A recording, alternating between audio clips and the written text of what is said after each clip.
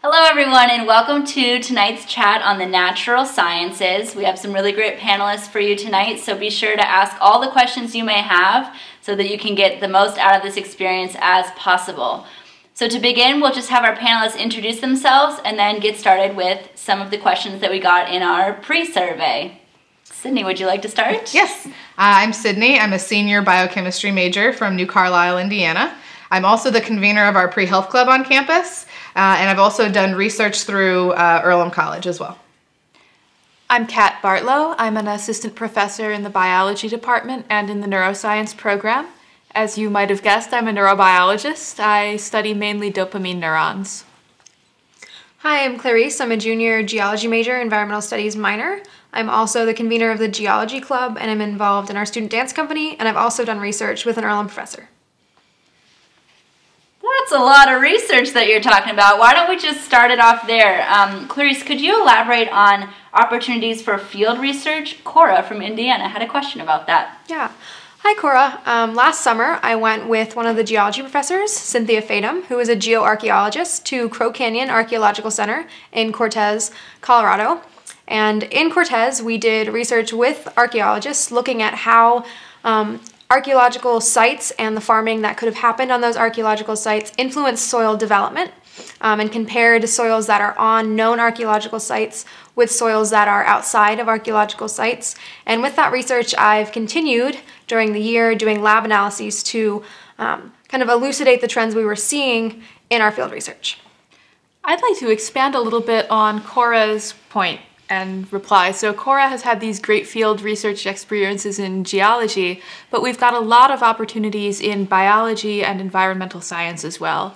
So the biology program at Earlham has many semester-long, May term, and summer opportunities to do field research. I have a lot of my favorite students are actually in New Zealand right now, so I don't get to teach them because they're off doing research with Peter Blair, who I don't get to hang out with right now because he's in New Zealand. But we have students who go to Tanzania, we have students who go to South America, and we have a lot of research opportunities to do field research on campus at Earlham. Earlham has a huge back campus, so all of these natural areas, including aquatic habitats, forested habitats, prairie-type habitats, where students can do all types of field research projects. And actually, even I'm kind of getting into the field game this summer, although it's not usually my area of expertise. I'm going to be doing some neuroscience research that's going to involve going out into the field and collecting specimens. So, while we're talking about research, you want to just tell about your experience, Sydney? Yes, so I've had two experiences. For those of you who are more chemistry minded, I'd had an internship at the Indianapolis Museum of Art using chemistry techniques in the lab. It's a very small area called conservation science, and then work with the conservators to help restore and protect artwork using chemistry techniques. So that's one area that you could participate in as a student. And then this past summer, I was at the Herman B. Wells Center for Pediatric Research. That's at IU Med School in Indianapolis. And I was working in a lab. I was the only undergraduate student in the lab, and we were working with a disease called Boring-Opitz syndrome. And so one of my first days there, my MD PhD who I was working under came in and kind of explained the project and what I would be doing. And she's getting ready to explain to me what a Western blot is, which is a technique to detect protein. And I kind of stopped her and I said, oh yeah, I know how to do that. And she kind of looked at me like I was crazy. And I was like, what? I know how to do that. And she was so shocked because out of all of the MD students, the PhD students, I was the only student in the lab that had ever done a Western blot before. And that's because in your sophomore year, your cell physiology class here at Earlham College, you have to do that in lab. And so my MD PhD was just incredibly amazed and was like, wait, what school do you go to?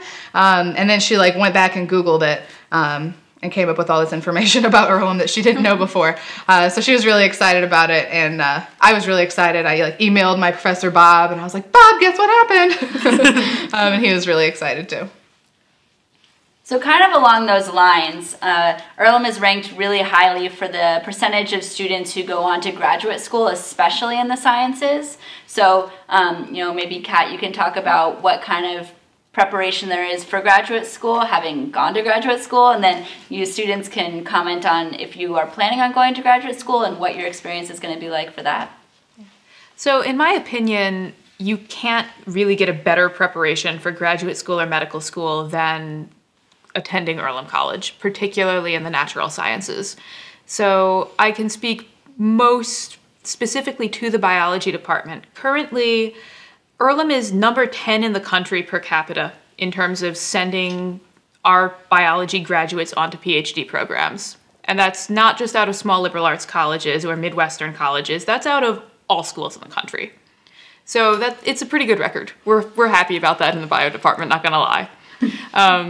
To go to graduate school, you need to have knowledge, right? You need to learn facts about biology, but you need to have a little bit more than just the facts, right? Because you're going to college. You want to benefit more from that experience than just sitting at home reading a biology textbook, which could also give you the facts. And we, in the science division at Earlham, attempt to help train people not just to know science facts, but to think like a scientist. We want to teach people to critically think. We want people to be doing research from day one, and they do. In your first semester at Earlham in EcoBio, sort of the beginning bio class, you'll design and run a little project. And every biology class pretty much at Earlham that I'm aware of, certainly in our core curriculum, in the laboratories, you'll be designing experiments and running them. You won't just be doing techniques that your professors are telling you to do. You'll be working with your professors very closely. Professors and students really get to know each other, which is also a huge asset in applying for graduate school. Because in addition to having a good transcript, which you're going to have, in addition to knowing how to do these research techniques, which if you go to Earlham, you'll learn them. So Sydney learned how to do a Western blot, which is an advanced technique that all undergraduates coming out of the biology program here get. But none of that will really come across to graduate admissions committees if you don't have really good references and letters of recommendation. And that's one thing that you can get here that you won't get at a lot of other places, even if you do get that technical training, even if you do get the research experiences that we are able to offer at a very high level. You still need to also have those really close, one-on-one, first-name basis relationships with your professors. And that's what we build at this institution. I know my students very well. I can write them great letters. I take them into my lab. I work with them for weeks at a time. And even people who I don't do research with one-on-one, I work with one-on-one in their classes, in their laboratories. And so I really know my students. And I can advise them very well on not just which programs are right for them, but I can talk about them with them about which paths are going to help them the most and what they need to do to get on that path. Did you want to talk about your grad school ideas? Yeah, I can do that. So when I came in as a freshman, I was very, very set on going to medical school. That was my plan. That'd been my plan my entire life for as long as I can remember. And so one of my first couple weeks of school, I found the pre-health advisor, Mike Dybel, and I was like, hi, I'm a freshman, I'm going to medical school. He was like, okay. And he sat down with me and kind of laid out a 4-year plan of these are the core classes you need for the MCAT, which happened to be basically the biochem major, which is why I was a biochemistry major. And then also this is when you should take the MCAT if you want to take a gap year, things like that. And so even as a freshman, my first couple weeks of school, I had an advisor helping me through this. And then I got to my junior year and I was like, I'm not going to go to medical school. And so myself, as well as everybody who really knew me, was really kind of surprised by that. But luckily, because of my education here at Earlham, not only in the sciences, but with it being a liberal arts institution, I'm not just qualified for medical school, I'm qualified for a plethora of things. And so now I'm currently figuring out what my new passion is, since it's not medical school. And so with that, I've had multiple meetings with Mike, who's still my pre-health advisor, talking about grad school options. I'm currently looking at a post-bac program that Earlham is offering, and yeah, so I'm still trying to figure it out, but I hadn't, even though I started freshman year trying to go down the medical school path, I didn't kind of peg myself in a corner, which I thought was really great. And a bunch of my peers who came in and was like, I'm not going to medical school, are now hey, I'm going to medical school. So this happens all the time where we kind of come in and switch, and whether it's because of, great research experiences that we've had that are hey, I need to be in a research lab, or a variety of other reasons, we have the ability and we have the professors who care about us to help us find our new life paths, which I think is great. Do you have anything you'd like to add?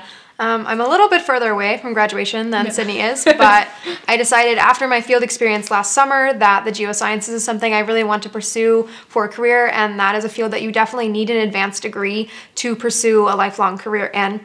And so I started talking with my professors and advisors, and the geology department, since it's a pretty small, close-knit department, the professors all kind of informally advise everyone, regardless of if they're your actual advisor or not. And the second I mentioned, like, hey, I'm interested in geochemistry or biogeochemistry, it started coming out like, oh, I went to grad school with this professor and I know he's doing research at this institution and you might be a good fit for him, or, oh, I heard of this person, I met them at a conference. So they've been very hands-on with me already in helping me find an institution and a potential graduate advisor who's a really good fit, but also very honest with me about the expectations of going into grad school and the things I'll need to do to prepare for grad school. And a great thing that I've done already to prepare for that process is I've had the experience of presenting my own individual and original research at a national conference.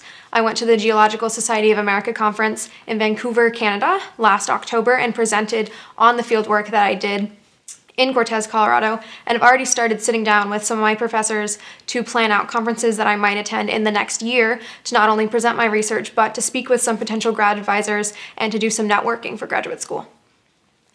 And I think that that's another really excellent opportunity that we bring in general, this ability to provide venues for our students to present their original research.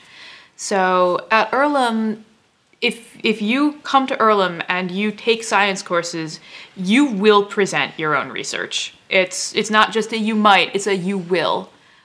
So we have local kind of Earlham venues to present research. There's an undergraduate science poster conference that I'm going to convene next year. I'm excited about it. There's an annual research conference at Earlham in the spring. And these are sort of the smaller places, the Earlham-centric places to present research. We also take students to regional research conferences. So to the undergraduate research conference at Butler University is a sterling example of a kind of regional conference. And then we take our students who have made good discoveries and done really solid original work.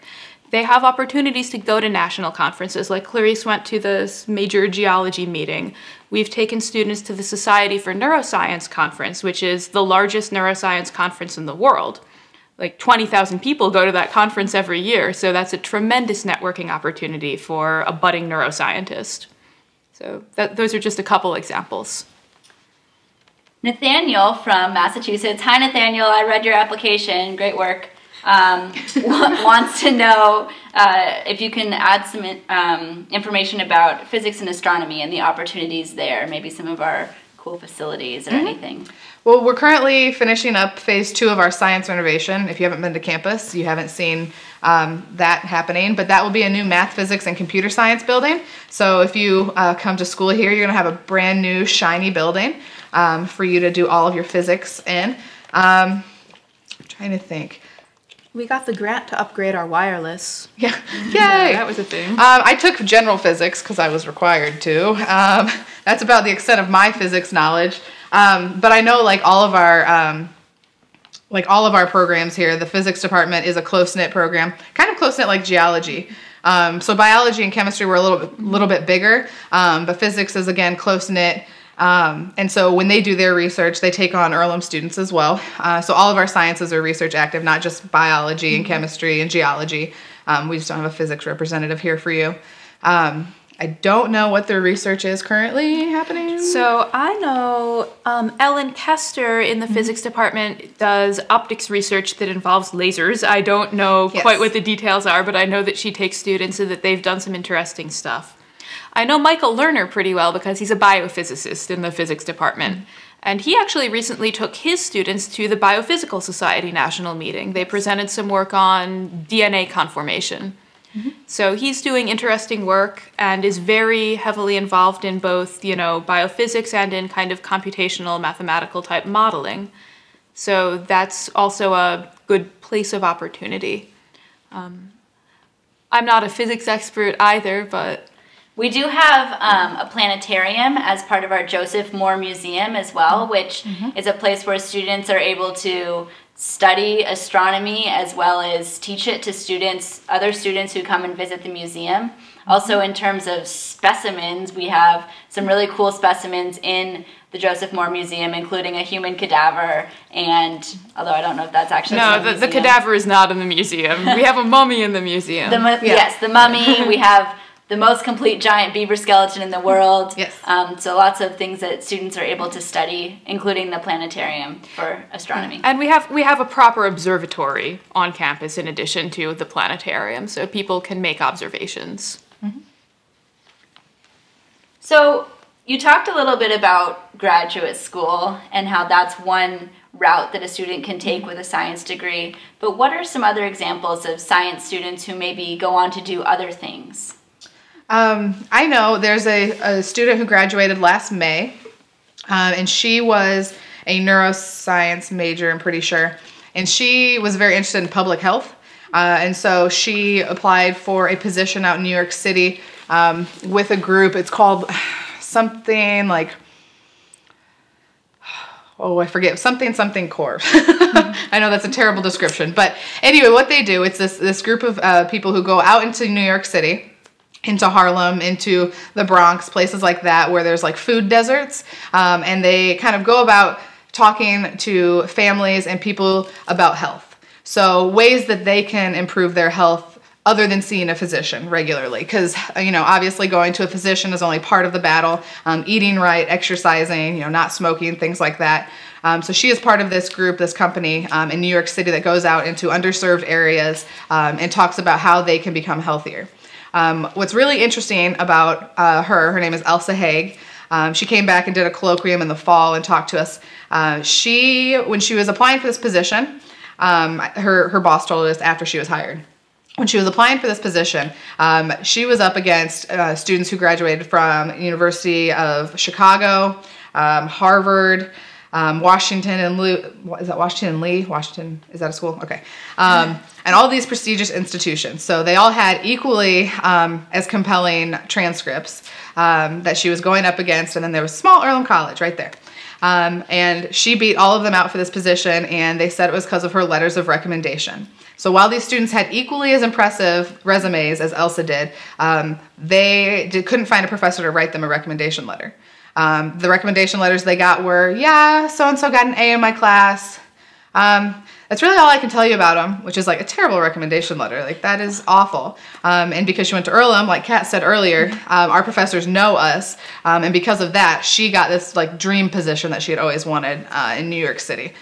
So that's one pathway. So I think she wants to go to graduate school eventually, but she probably for like a master's in public health or something like that. But she's doing this currently. One of the things I'm looking at is a post-bac program. So it's just like a one-year program after Earlham. And it's actually new this year. Earlham just got a grant from the Friends Fellowship to do this. And it's a post-bac program in healthcare administration for an aging population. And so it is focused at a Quaker nursing home in Ohio, only about 40 minutes away.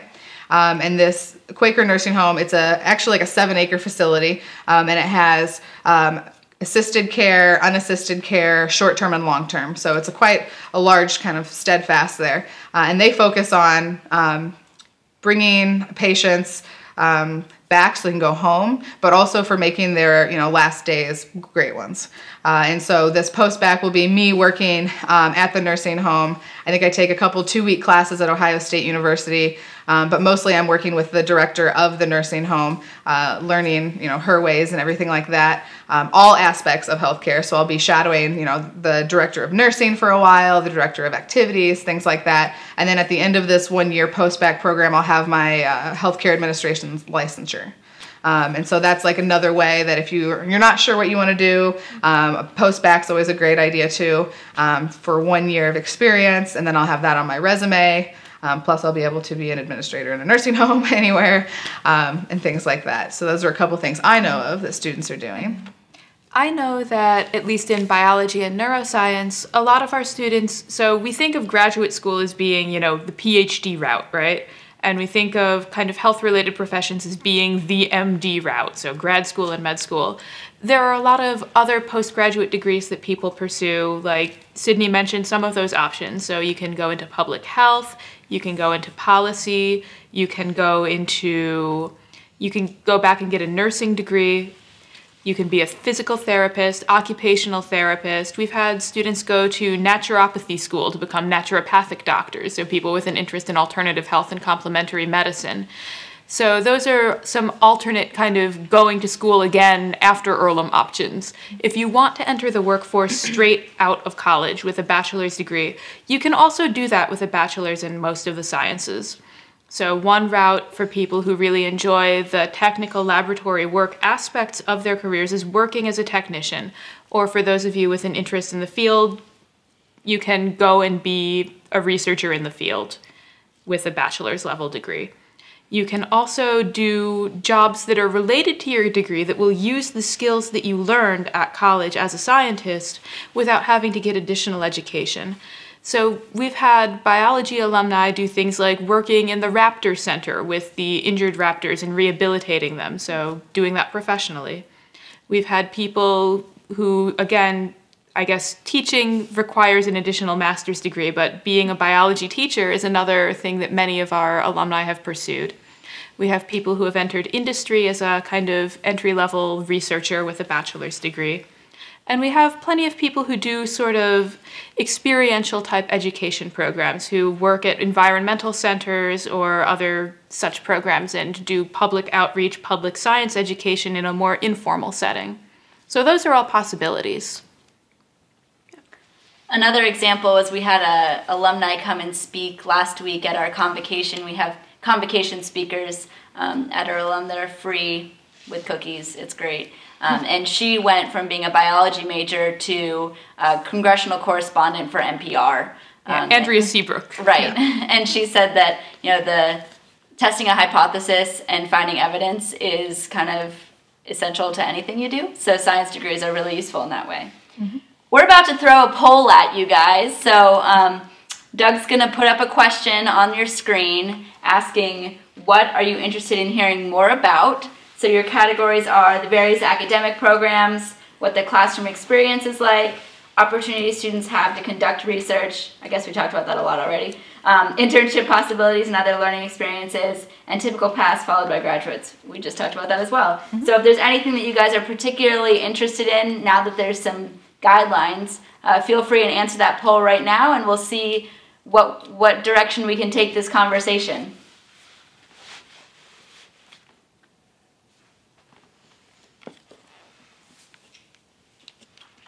I will also take this time to announce that tomorrow at 7 p.m. is our social sciences web chat, and then the next day is visual and performing arts, and the day after that is humanities, all at 7 p.m. Eastern Standard Time. So if you have any other interests, being a liberal arts student such as yourselves, that would be a great way to learn some more about other academic programs at Earlham.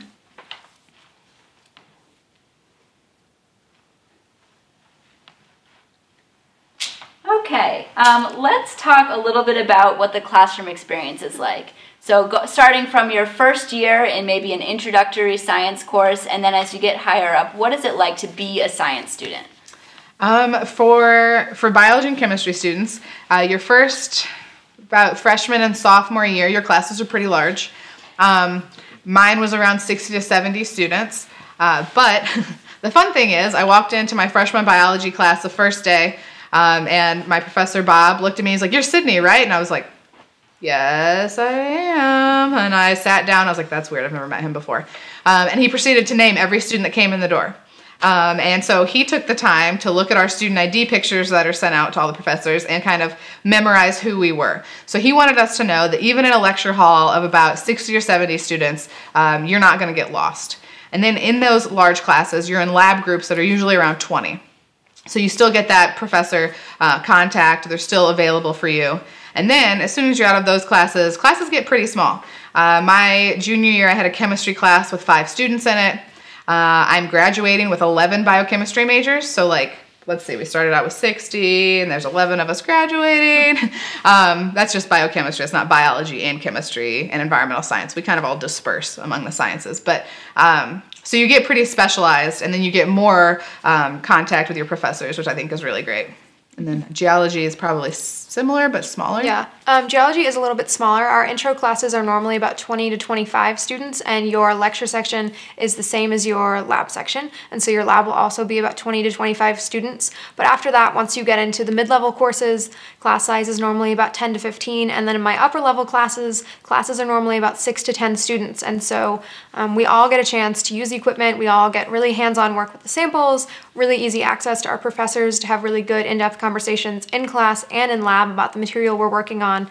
And it provides a really close-knit community, not only for your coursework, but for support for studying outside. Or a big thing we've been focusing on right now is I watch my senior friends attempt to get jobs for next year, get into graduate schools, a good sense of networking of like, hey, I saw this position and you might be interested in it, and helping each other in that way because we get to know each other really well. And I think something else to add that both Clarice and I can speak to is that you're a TA, right? Mm-hmm. So she's a TA for one of the lower level courses. I'm a tutor. And so you have upperclassmen who are available to help you, but all of your classes are taught by professors. So none of your classes are taught by graduate students. We're undergraduate students, and we're just there as an extra resource. So I tutor a couple hours every week in the basement of the science library to answer homework questions for equilibrium and analysis, which is a chemistry class. And then Clarice is available in the lab to help answer questions. But your professors are always there, and they are the ones teaching you. Yeah. And so I can speak to this experience sort of from the other side of the podium, right? So I teach large intro-level classes in the biology department, but I also teach very small, intimate, upper-level electives in the biology department.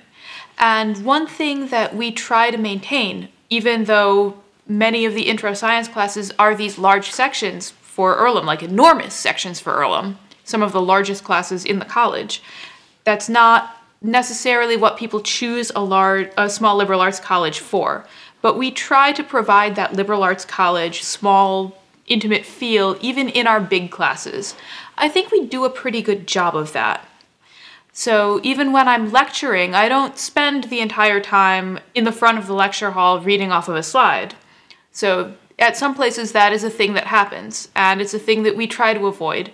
We try to make an effort so that every single person in that lecture hall feels that they got some individual attention, feels that they have a chance to get stuff they don't understand clarified. We try to make sure that everyone feels that the professor knows how they're doing in the moment, and that we can still have that dialogue that is sort of the heart of what makes education at Earlham. So, you know, I've got these big lecture classes and I'm asking questions. I'm getting feedback from my students as they feel like giving it. But then we break down into smaller lab sections. And in lab sections in your first couple years at Earlham is where you really get to forge relationships with your professors. You'll have a professor in the lab section and there's going to be, 20 people. And you're going to be 20 people in this room with a professor for like 3 hours. So you get to know people pretty well when you're in a room with them for 3 hours. And frequently I'll have the same people for 3 hours in, a couple of subsequent semesters. So that's a great way to get to know your professors in classes. And I also wanted to talk a bit about TAs. So Sydney and Clarice alluded to this TA and peer tutor system. And this is a great system, I think at least. So in most places, the TAs are graduate students. We don't have graduate students at Earlham. So in terms of research assistants and teaching assistants, that's you guys. You guys get to do this stuff that at larger colleges would be, the purview of the graduate students. So you have this huge quantum leap opportunity to get this high-level experience in teaching and in research for yourselves. And so this TA-ship, it doesn't just help you coming in as a new student benefiting from the experience of your peers who have gone through this program before. It also benefits you later on when you're an upperclassman, when you're going to be a teaching assistant yourself. So essentially, you're getting paid to learn how to mentor other students. You're getting paid to learn how to teach. You're getting paid or getting credit to go back over this material and refresh it and enhance your own knowledge. As a professor, I promise you, nothing helps you learn like teaching it to somebody else. And so that's a great advantage that you can have by coming here. Another question that, or I guess answer from the poll that we just had was some people want to hear more about the internships that you can get sort of through our Center for Integrated Learning, which is our hub for experiential learning on campus. And actually there is a requirement at Earlham that every student do some sort of immersive experience as well as a research experience. So students, could you talk about the research experiences that you've, or not research, internship experiences that you can have? Yeah, so mine were both research-based internships. I said I had the one at the Indianapolis Museum of Art, and then I also had the one at IU Med School. So I had both a chemistry and a biology one. I had a friend at Stark Neuroscience Institute in Indianapolis as well doing neuroscience research. We have, for those of you interested in environmental science, there's one with the Environmental Protection Agency. One of my friends is a geology major, and he had one at Patriot Engineering, which is out of Indianapolis. Again, that one, doing field research, geological stuff. Again, not my field, but he really liked it. And they actually offered him a job afterward, which was really exciting. Trying to think. And many of these internships are paid, correct? All of them are paid through Earlham. Yeah, so you're not doing like free work for the summer, which is really nice.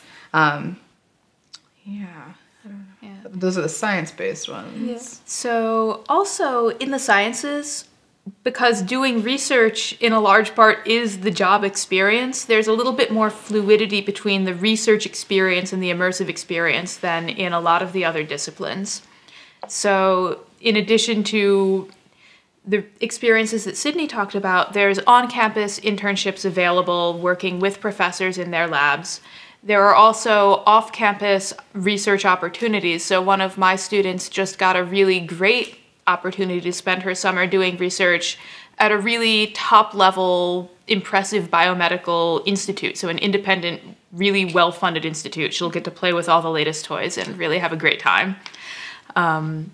Also, so the student who I mentioned before who works with the injured raptors, he got his start doing that through a summer internship at this raptor center. I forget the name of it right now. There are also internships available at the museum.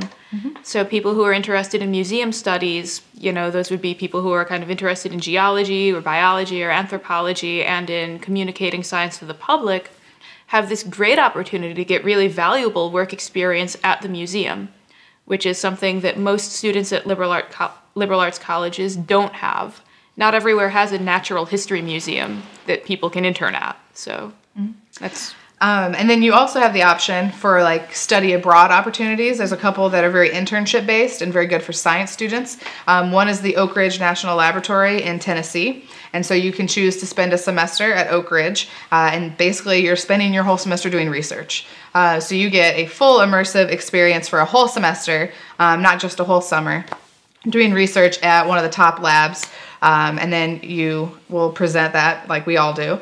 And you have that on your resume. Another popular one for science students is the Philadelphia program. So Philadelphia, you go to Philadelphia for a semester, and then you're set up with an internship in an area that you're interested in.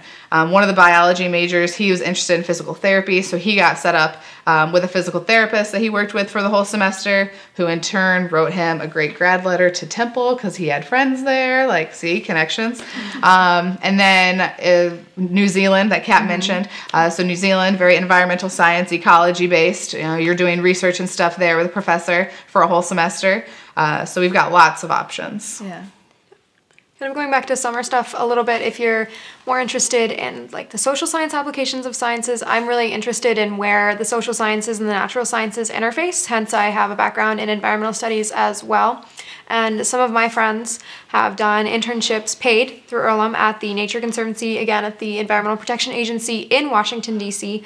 I also had a friend who worked at the Environmental Protection Agency in Chicago. I myself was the sustainability intern on campus last summer, in addition to doing faculty research later in the summer, which was a full-time position paid by Earlham, and I got to work on a ton of great sustainability projects at the college. And I'd like to echo a little bit of what Kat said about her student who just got into a research program for the summer. I don't know if hers was an REU or not, but there's a great program called Research Experiences for Undergrads, which are particularly for liberal arts students who may not have the huge research opportunities at R1 schools, which Earlham is not the case since we all have a lot of research experiences, but they're full summer paid, full expenses paid as well, and a lot of Earlham students do really well at getting those because of the experiences we get through our classes and through our work with faculty members. And I was fortunate enough to just receive a position with the University of New Hampshire to do biogeochemical research in the Arctic Circle in Sweden this summer, and so a lot of my friends have also had really great success getting those positions later in their Earlham career. Hey, I didn't know that. High five. Thanks! I just found out. Yeah! Yay! So, playing off this REU thing, my student isn't actually doing it at... She doesn't have an REU fellowship technically because she's not at an institution of higher education. But we do have really good luck placing our students into REU summer fellowships. And that's another thing that really ups your chances of getting into graduate school or to medical school. That's an NSF fellowship. It's prestigious. Like, when I got into graduate school, I went to a small liberal arts college as well. And when I went to graduate school, you know, I found out later because my advisor was on the graduate admissions committee, and she said, oh yeah, one of the big reasons that you got into graduate school was because you had that REU experience.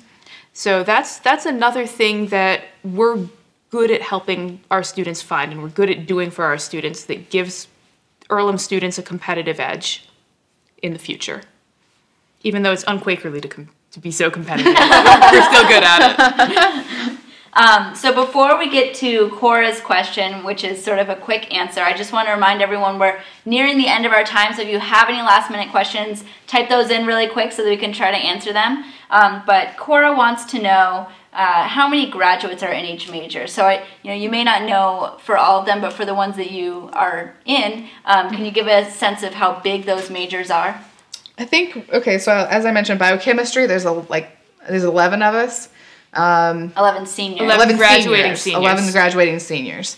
Biology has around 20 graduating seniors. Yeah, we've got 20-something graduating in biology this year, 4 in environmental science. 1 chemistry. 1 chemistry, 10 neuroscience. Yeah, and then geology. In the geology department, I think we have 6 graduating geology students, one of which is environmental science focused in geology, and my class has about 4 or 5 right now.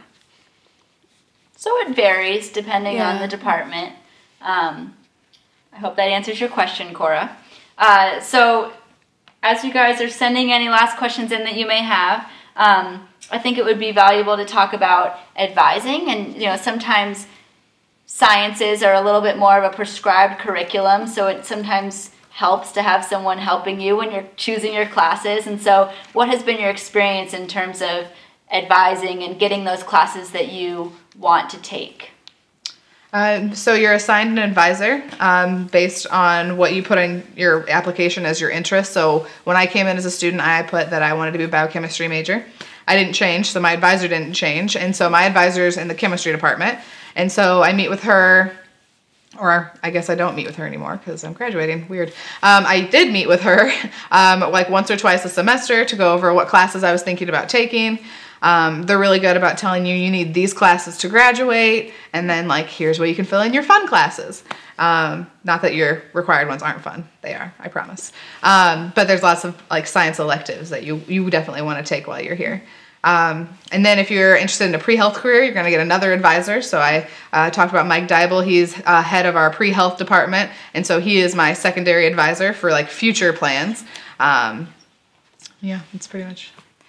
And I'd like to kind of mention, so although there are a lot of classes that you have to take to graduate with a particular major in a particular science, at Earlham, a lot of those requirements aren't quite as onerous as they are at other places. We do a really good job of balancing an extremely rigorous and excellent science education with the idea that at a liberal arts college you should be able to explore all of your passions and develop into a whole person. So even the neuroscience major, which is a big major because you're pulling from biology, you're pulling from chemistry, you're pulling from psychology, that could be overwhelming, and at many schools it is.